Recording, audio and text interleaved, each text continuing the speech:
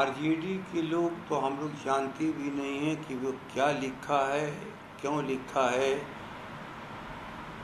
उस विषय में वो कौन सा अपराध थे जिसके बारे में लिखा है। लेकिन 13 से लेके अब तक का जो समय गुजरा है, हो सकता कि 1 माह अलगाव दिख रहा हो, लेकिन बाकी तो समय एक साथ लोग रहे। और बराबर कहा जाता था लोगों के द्वारा, हम लोग को इसके गवाह नहीं है, न किसी दस्तावेज को हम लोग देखे हैं,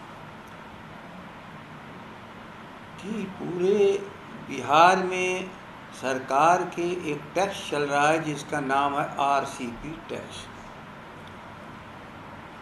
तो टैक्स कलेक्टर अपने आप में एक एम्प्लॉय होता है। तो एम्प्लॉयर कौन है?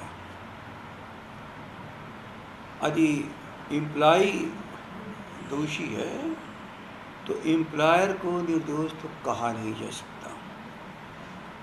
और जिस एम्प्लॉय के बारे में पूरे बिहार को शिकायत थी, तो इसकी एम्प्लॉयर, उसके साथी, उसके सहयोगी, या बस कहिए तो उसके निर्माता, अफसर से लेकर के भारत की सरकार की लंबी यात्रा जिनकी कृपा से हुई,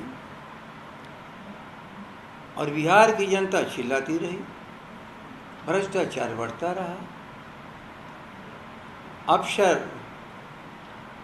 कराता रहा, और अफसरों ने उस पैसे को जुटाने के लिए हंटर मारते मारते जनता को तबाह कर दिया। अब पता नहीं दोनों में क्या मामला है, मैं नहीं जानता हूँ। यदि आज जो कहा जा रहा है सत्य है, तो हम लोग जो कहते थे वो तो बिल्कुल सत्य था ही। लेकिन यदि उसको असत्य माना गया, तो अब इसको सत्य मान लेते हैं हम। तो मैं नहीं जानता हूँ कि इसके पीछे क्या है। ये जरूर बराबर समाचार आ रहा था कि कोई कल का टैक्स कलेक्टर, कल का एम्प्लॉय अपने एम्प्लॉयर को चुनौती दे रहा है। तो ये होता रहता है। लालू प्रसाद को भी चुनौती ऐसी मिलती रही है,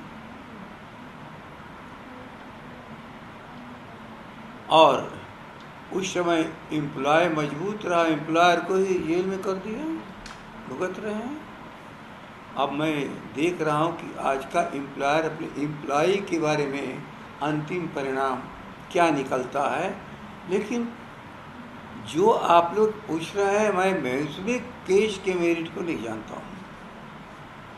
लेकिन यदि जदयू के सक्षम प्राधिकार ने ये सवाल को उठाया है, तो ये सवाल अंत में बिहार की जनता के सामने खड़ा सवाल हो जाएगा कि वर्षों से जो कुछ भी आम जन कहता था, पदों की नीलामी हो रही है, सारे जनता भ्रष्टाचार से त्राह त्राह कर रही है, और उसके सबसे बड़े अस्त्र थे आरसीपी।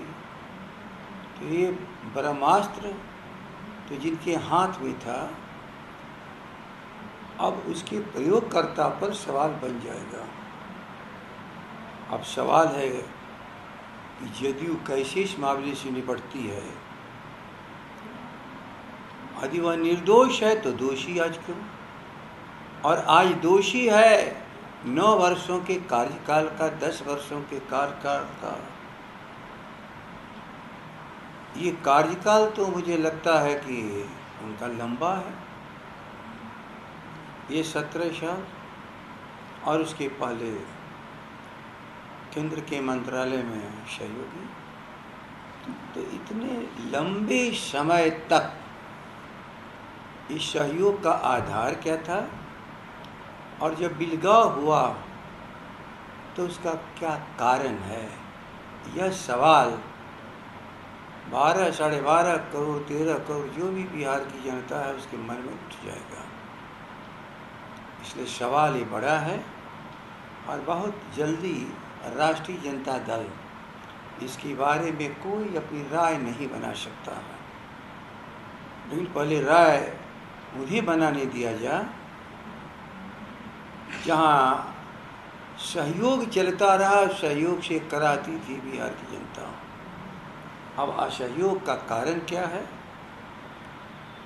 यदि वह अकेले व्यक्ति ही सब कुछ कर रहा था तो भी आंख बंद करने वाला को हम क्या बोलें, और सबके सहयोग से कर रहा था तो ये अनर्थ काल इस बिहार का इतिहास का सबसे अनर्थ काल साबित होगा।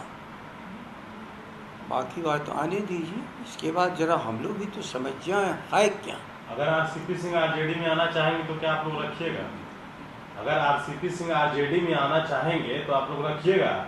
क्या ऐसे दागी लोगों को कभी आरजेडी ने पनाह दी है? इन्हें पनाह दिया जाएगा?